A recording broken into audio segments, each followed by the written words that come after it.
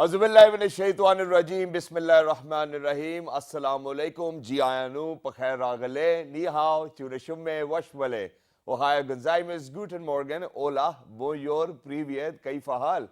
Halashuma Chatore, Alan Wasalan, Marhaba Buna, Mucho Gracias, and a very amazing good morning to everybody who's tuned into PTV World and are watching World this morning alongside the one and the only Shahzad Hasan Khan. I hope everybody out there is perfectly well, they're doing fine. And since we are opening our windows of hope and opportunity in 46 other countries, so ladies and gentlemen, once again, we definitely hope that all of you guys are doing perfectly well. And for all the Muslim majority, I hope that your fasting is going superb so far. I think that everybody's taken advantage of the opportunity where Ramadan actually gives us the opportunity to cleanse our soul and spirit as well. But then at the same time, ladies and gentlemen, I think that there are different things which we really need to talk about. And every now and then we definitely want to speak, since it's Ramadan, so we want to speak in the light of Quran, Sunnah, and what our religious scholars actually teach us to be or to do as moments as well. So today, ladies and gentlemen, we have picked up on a very different subject. And I don't think that anybody else out there has elaborated upon it in the light of Quran and Sunnah as well, because today we are going to talk about depression. Now, I think, for instance, for people who've actually gone through all of those days where they have had somebody whom they loved is going through depression, they know how difficult it is to keep up with a person who's actually in depression or suffering from depression as well. Now, according to the latest statistics, I mean, in 2017, it was said that depression is going to be the killer on number 3, top killer on number 3 within Pakistan. But now the statistics have changed and they say that depression is going to be on number 1 as a killer within Pakistan. Now, there can be a lot of socio-economic reasons about that.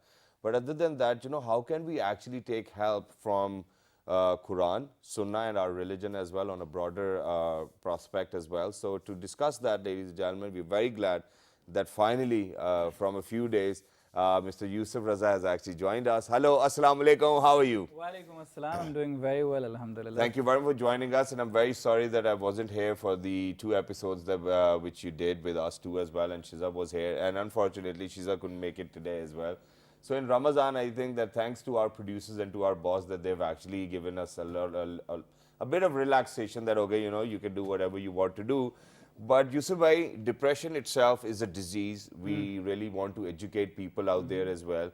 Please treat it as a disease, because there have been situations which I've witnessed myself. There people say, oh, koi depression nahi hai ji, isko drame karta hai, ye hai, wo hai, you know, so we have things like these. So first of all, let's elaborate upon that, how people take it, and then what do they really need to do with the person who's actually suffering from depression. Right.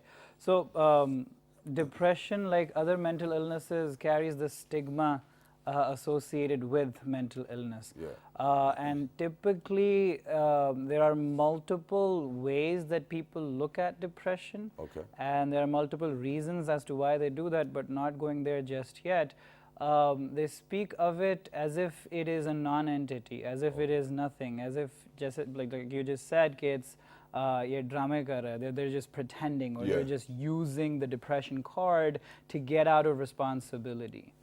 Further than that, when it comes to treating depression, everyone has their own little box in which they would reduce depression and say that this magic pill that I have is the panacea for all depressive problems. Depending on where the person is coming from.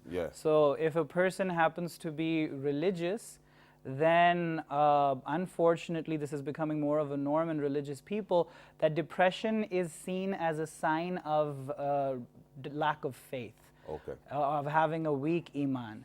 And instant judgments are being passed on people who are going through this experience. And that makes them feel even worse. Especially if that person does have a religious inclination, then that person is being, he's suffering from depression. Compounded upon that depression is the guilt for being depressed, because as if to say this is, they're doomed here and they're doomed in the hereafter, since their iman is weak as well. And this is not just restricted to religious people. People who are, let's say, fitness fanatics. Yeah. They are into yoga, or they have their gym routines going on. For them, everything is reduced into just that. It'll just do yoga and everything will be okay, right? None of these claims are altogether false. Okay. But none of these claims can be the complete answer, the comprehensive answer. And what makes them incline towards the falsity dimension more is when they are blanketly placed everywhere. Like they are being used as one answer to all questions.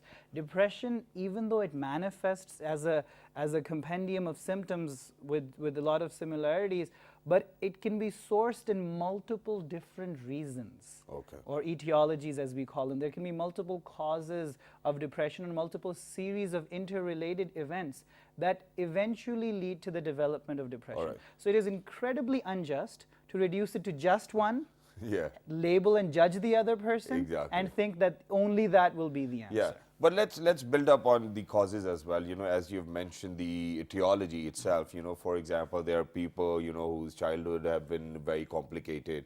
There are people who've actually had trouble getting a job, or even if they got a job, they were probably bullied by other peers as well. And we have a trend over here that if somebody's going to come up and say, oh, I finally got a job, there'll be a lot of million people saying, oh, who did you made a call to, or something of that sort, were you connected? So there, a lot of these things, I think, actually help you. In fact, not even help you. They take you towards depression, and then overthinking, and then the economic burden. Do you think that all of these are the causes of somebody getting into depression, or can these causes, for example, if the family members can notice it, a time before, eventually the Pandora box opens, do you think that it can be resolved? Right. So most of the causes that you listed, they come under one particular category of psychosocial reasons for depression. There may be biological reasons for depression. Biological? Yes. Okay. And furthermore, a third category would be the existential or spiritual reasons for depression. So let's talk about biological first. Right. So biological reasons for depression would entail, for example, somebody has hypothyroidism. Their thyroid gland is not producing enough thyroxine, they're hypothyroid. Then that also mimics symptoms of depression. They would be slow, they'll take their time responding, they'll feel lethargic, they'll feel down, even mood will be low. So there are all the signs of depression. People of hypothyroidism can have that as well. People who experience different physical disorders, myocardial infarctions, diabetes, they have depression correlated biologically. People who experience strokes are very often, they experience depressive episodes, not just because of the disability caused by strokes, but because of the brain damage that has occurred. So those are direct biological reasons. Or probably hypertension, I think, because that's why strokes take place, no? Hypertension leads to stroke. Hypertension is one of the reasons for stroke. There may be other reasons. But then stroke, once it's happened, along with the disabilities that it causes, it can also cause psychiatric symptoms, including depression. Right? So we have that as a category. People taking certain medications. As side effects of medications, depressive symptomatology may arise. Right? So these are a whole genre of biological reasons. People may be more genetically predisposed towards depression as to why people may develop the illness.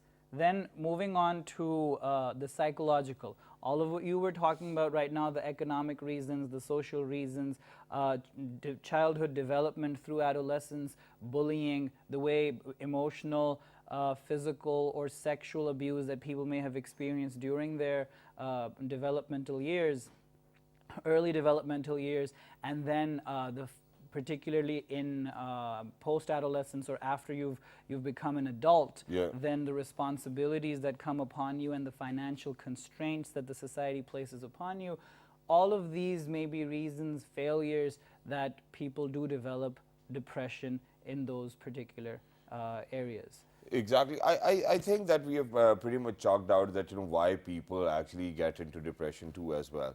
But then as an individual, let's talk as an individual. I mean, in life, I think everybody has got a lot of other pressures onto their shoulders as well. There are responsibilities. But then I think, and I believe in it, that oneself of being optimistic and positive can actually avoid getting into depression. Do you agree to that? To a certain extent. Okay. Just like having faith can help with depression, but it is not the all-embracing answer for depression. Okay. Just like having willpower can help with depression, but it will not completely take care of the problem. Okay, or can it be misjudged by saying, for example, you just said that willpower will take you to an extent. Do you think that willpower can actually be mixed by denial in your head, or there's nothing, willpower, just keep on going, and the other person does not know whether they're actually suffering from depression? So particularly in men, particularly guys, to acknowledge that they're experiencing depression, to acknowledge that they're experiencing depressive symptoms, it is not socially acceptable for most of them. Yeah. So people, at least in Pakistan, at least in Pakistan, Yeah. it'll take a significant degree of severity for a guy to acknowledge, yes, I'm depressed. Yeah. Before that, they would resort to all kinds of defense mechanisms or all kinds of maladaptive behaviors to cope with it. Okay. Including drugs. All right. So when a girl, for example, can acknowledge or may acknowledge that she is having depressive symptoms and may even seek help, a guy would be more hesitant and first resort to all kinds of drugs to take care of those symptoms on his own. Before, and it's even, there would be a particular category or particular segment of the society in which that behavior would be looked upon as cool or good. Exactly. So that further gives them the cover of hiding their symptoms, but how long can that continue? And I think that, for all those people, I'm sorry, but I think it's an alert for everybody who's out there as well, for people who are suffering with depression and people who surround them as well. So eventually when a youngster is actually fall into the wrong hands where he or she is actually using drugs or abusing drugs, I think what they do is that they kind of sit down with people who have similar stories to share and they feel more relaxed. But then in the longer run, it's not going to help. I think it's going to mess up your head a little more. One point which I missed upon was that when we were talking about that there are psychosocial pressures as well, you said something about spiritual aspects. So how can you be you can be suffering from depression in terms of the spiritual aspect? Right. So people, particularly those who have a sense outside of themselves, they're particularly sensitive about what goes on in the environment, in the society. Pains of other people, suffering that other people have to go through. That leads for them to think about their particular place in the world. Why am I here? What am I supposed to do? What is my calling? How can I contribute to the well-being of others?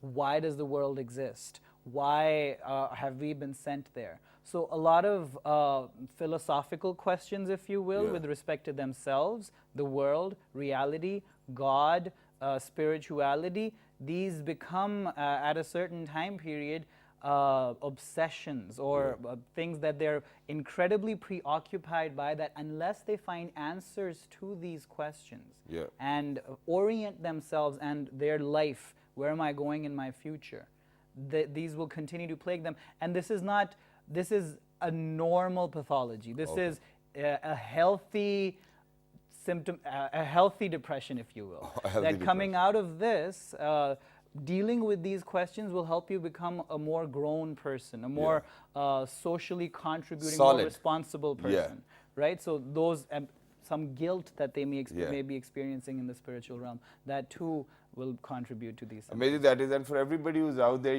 because in the beginning of the program I've mentioned that, he's a religious scholar, but I just remember that he's a psychiatrist too as well.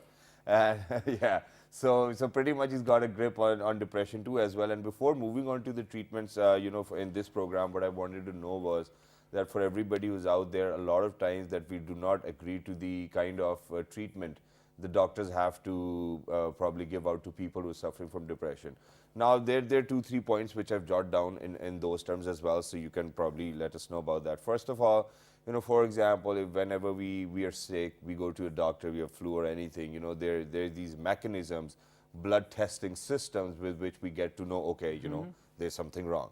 Right. Now, with depression, what I've witnessed so far is that there are quizzes, and there are multiple choice questions. You have to fill them up, and then the doctor is going to decide whether the person suffering from depression or not. It is very unrealistic for somebody to agree to a disease which is based on paper and MCQs. Right. This particular mindset that looks to find everything in terms of a biological test, that it could only be categorized as an illness if it has physically measurable domains, that there are tests that can show it. That's practically saying that your psychology can be reduced into your biology.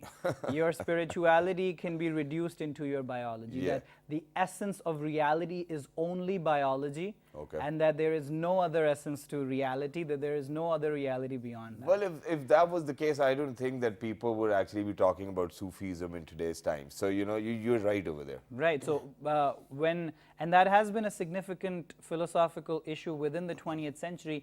Modern medicine and modern human beings are influenced by those thoughts. But we have to understand that that is not the only understanding out there, and there's way more to it than just that. And so the kind of psychometric tests that you were talking about that have to do with certain objective questionnaires that you have to take, and in response to which you are judged. More than that, it's also the clinical judgment of the specialist, the psychiatrists and the clinical psychologists that are sitting out there, for them to make a call. One thing that those psychometric tests or those questionnaires tell you, that these are not diagnostics. That these are, you cannot just take a test, okay, I have depression. No, you need a specialist to interpret that for you, and beyond that, engage you in an interview to further ratify or discredit whatever those questionnaires had to show, to give a more sound clinical judgment. All right, very nice. And these, ladies and gentlemen, were words from Mr. Yusaf as well. But then at the same time, there's one more dilemma over here within our society only, I believe. And I'm sorry, but I have to say that, okay? So no offense to psychiatrists or psychologists, for everybody who's out there. It's just a question. And so what people say most of the times is that whenever they go to a psychiatrist, obviously I'm not talking about anybody, they say that, "Yaar, ye to humse bhi zyada pagal lagte hain." So, you know, usually I have seen people who've actually been to a psychiatrist come back and say that, you know, that their behavior was way more vague and different than ours, and we really do not know whether to trust this person or not. So do you think that practicing psychology or psychiatry can actually have an impact on the person who's actually practicing it? See, from you what can say that, you know, it was a good question, but it's all right. See, this is a question that is rooted in the stigma that is associated with the field of mental health as it is. Part of people's denial of the reality of mental health issues, because see, we're part of a society, we are causing people to be mentally ill. And denying the reality of mental illness, and the figureheads, psychiatrists, psychologists, associated with mental illness, to discredit them somehow reinforces, somehow dispels our insecurities, even though it's nothing more than a manifestation thereof. But in any case, there is truth in that whichever field you are part of, whatever you've been practicing for decades on end, the characteristics or the behaviors that field necessitates would rub off on you. Would rub off on you. For example, there would be people who are most affiliated with media. You would tend to find more pretense in their behavior, in the manner in which they carry themselves. So necessarily, psychiatrists and psychologists too will be vulnerable to getting influenced by their patients, but that too is contingent or dependent upon how well they've been trained, how well they have developed their own individuality, and they have a comprehensive understanding of the field itself, so as to be positively influenced rather than being negatively I think that's pretty much a message for all the service providers out there as well, so that's great. Well, very quickly, because we're only left with the last 5 minutes as well, what are the early symptoms of depression? May them be in childhood, adolescence, or when you're an adult? Childhood, adolescence, depression symptoms are very, very vague. They cannot be A child will not come up to you and say, I'm very sad. Yeah. For a child, that will be very difficult to say. So particularly in children and adolescents, behavioral problems may take place. Okay. Academic decline would take place.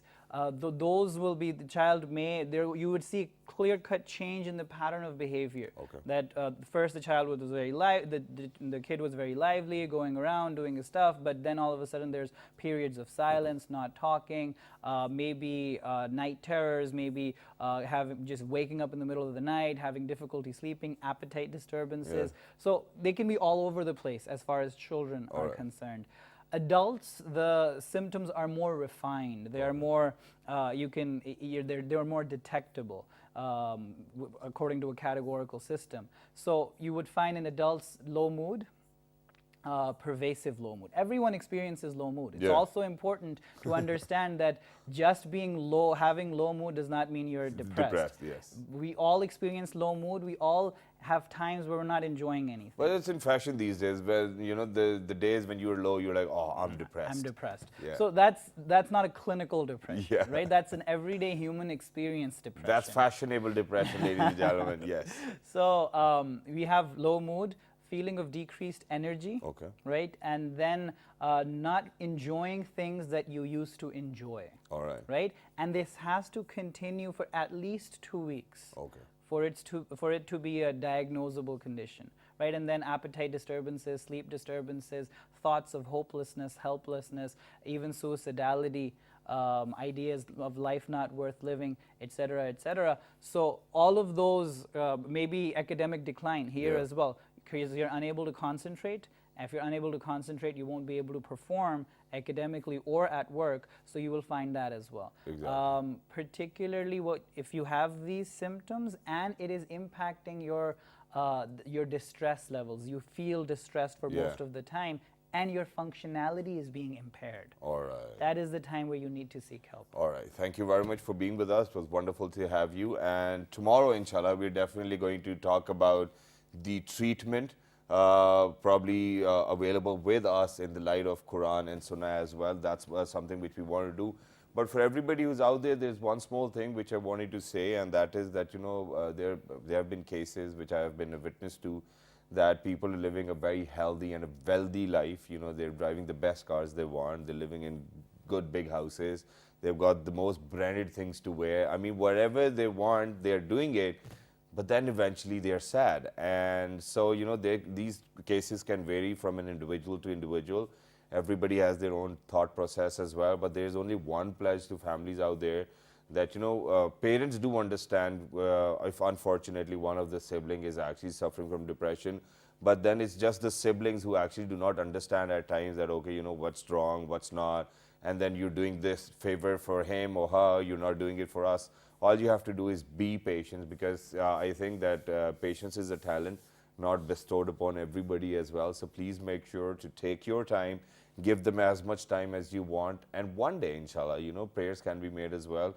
Everybody is going to come out of it only if they are treated well. You know, you just cannot come up with sentiments like, oh, ye to drama kar raha hai, ye sirf apni cheezein karne ke liye aise karta hai, he's using that card. Even if somebody is using that card, give them that liberty so that actually you can help him, take him to a consultant or a doctor who can actually look after them as well. Please do not take things into your own hands. Unfortunately, there have been cases where people are still repenting on doing such stuff as well. So this is a very, you really have to be very careful with a person who's actually suffering from depression. Do not say anything mean or harmful to them as well, because you never know what their reaction is going to be like. And tomorrow, inshallah, we're definitely going to talk in the light of Quran and Sunnah. How do you think that depression can be treated within our religion, Islam? And let's move on towards the next segment, but after a short break. Good morning.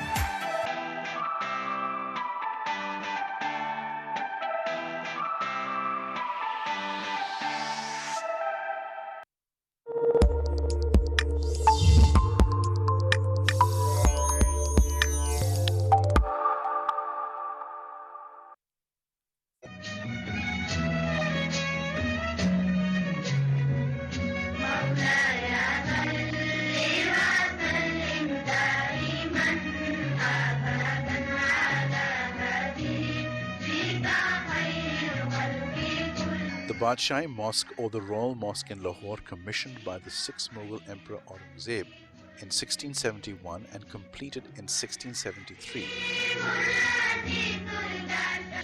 is the second largest mosque in Pakistan and South Asia and the 5th largest mosque in the world. Epitomizing the beauty, passion and grandeur of the Mughal era. It is Lahore's most famous landmark and a major tourist attraction.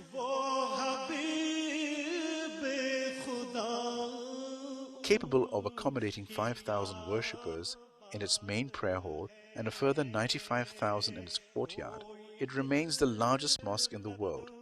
From 1673 to 1986, a period of 313 years, when overtaken in size by the completion of the Faisal Mosque in Islamabad. Today, it remains the second largest mosque in Pakistan and South Asia and the 5th largest mosque in the world after Masjid al-Haram, Grand Mosque of Mecca, and Al-Masjid al-Nabwi, Prophet's Mosque in Medina. The Hassan II Mosque in Casablanca and the Faisal Mosque in Islamabad. To appreciate its large size, the 4 minarets of the Badshai Mosque are 13.9 feet, 4.2 meters taller than those of the Taj Mahal, and the main platform of the Taj Mahal can fit inside the 278,784 square feet courtyard of the Badshai Mosque, which is the largest mosque courtyard in the world.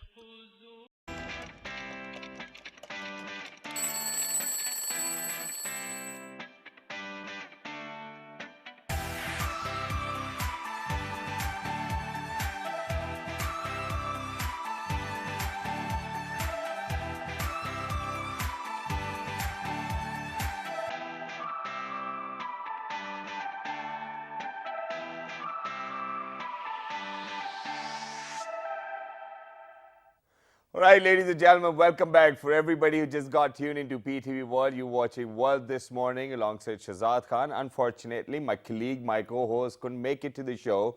And obviously, you know, while you're fasting, it definitely gets a little difficult too as well. But in the first half, ladies and gentlemen, we were talking about the causes of depression, and we definitely want to seek out for the solutions, which we'll do in tomorrow's program as well.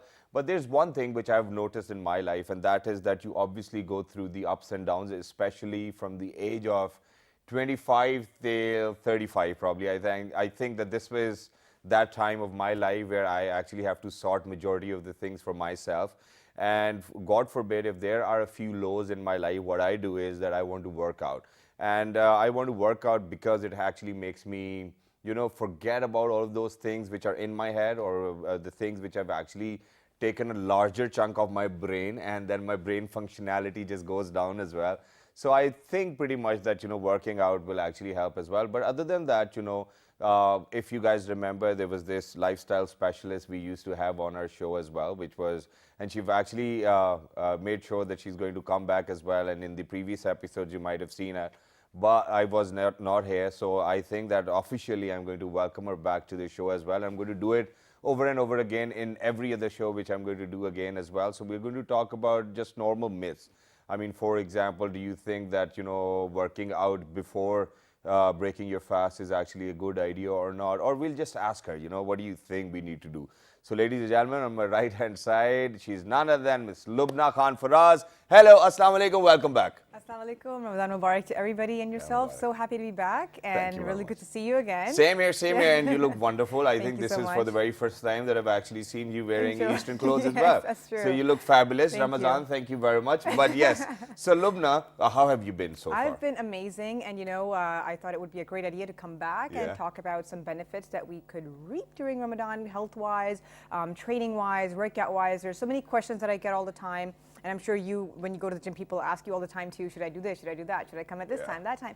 So I'm going to be working with you guys, breaking a lot of myths, talking about, you know, when you should work out, what are the pros and cons. Yeah, hold on. I know that you've got a lot to share with us, but then people want to know a little bit as well. since you were traveling all over Europe as Yes. well, let us know about your trip. How was So it? my trip was amazing. We went to 5 countries. Wow. We were like, this is our trip before Ramadan. So we went to Denmark, we went to Netherlands, we went to Belgium, we went to Germany, Sweden, and then back to Denmark. Which one was the best? I loved Belgium. Maybe Okay. it was because of the chocolates. Yeah, yeah. Did you got some as But, well? I did. I got some for you guys All right. too. But Okay, probably that you can have at iftar. Yes. After iftar. But okay, so let's continue with exercise, when to exercise, what to do, what not to do. So today, to begin with, I want to talk about the general guidelines of Ramadan and the general myths that we get to hear when we are breaking our fast or when we're about to start our fast. So number one thing I hear about is dehydration, right? And we all hear this that, oh my God, I'm not getting enough water in myself. How do I get enough water? And then I see people chugging like 6 glasses of water or like lassi yes. or anything during their suhoor and then at iftar again. So is this right or wrong? Well, I like to say that it is wrong because number one, you're chugging it, you're going to get bloated, right? And then again, you're basically going to be going to the bathroom all day long and you're taking out all this water that you took in. So did you actually hydrate your body? Questionable, right? Questionable or no? Pretty much not. Okay. Of course, you took the water in, which is fine. I mean, if you want to chug, you can chug. So But then there just are- hold there are on better to it. ways. Don't go to the washroom, I think. And just feel hydrated, We yes. can't do that. But there are better ways to hydrate yourself, and I'm going to be talking about strategies that you can do so. So one thing that I like to always recommend people is that keeping a bottle of water on their bedside table, right? So if you wake up at night for your night prayers or worshiping at night, you keep sipping on water. And then when you wake up in the morning, first thing that I always talk about with you guys as well is, having a warm glass of water with a lemon and honey. If you're unable to do that, at least you have the bottle of water to, take in. Yeah. So you have that 1 glass of water when you wake up. Then when you're having suhoor or sehri, you're going to take in 1 or 2 glasses while having your meal. And then before it ends, you're going to have a glass again. So this is a way where you can space out your drinks. You don't have to chug in, glasses and glasses. Yeah. Space it out. If you love having lassi, which is, great as well because there's yogurt in there and it helps with your hydration. It is true. But what you can do is instead of having 3 glasses at once, maybe you can have 1 during your meal and then 1 after your meal. So you kind of spacing it out, taking it easy on yourself. Because if you chug in, you're going to feel all bloated. You won't be able to sleep properly. Yeah. If you're planning to sleep afterwards, or if you're going out for work after, you will be uncomfortable with that as well. So you want to be comfortable with your body. So space it out. Then again at iftar, I see people, iftar, so drink water again. So Pakode. yeah. Samosa, chakoriyan, Yeah. jalebiyan, whatever.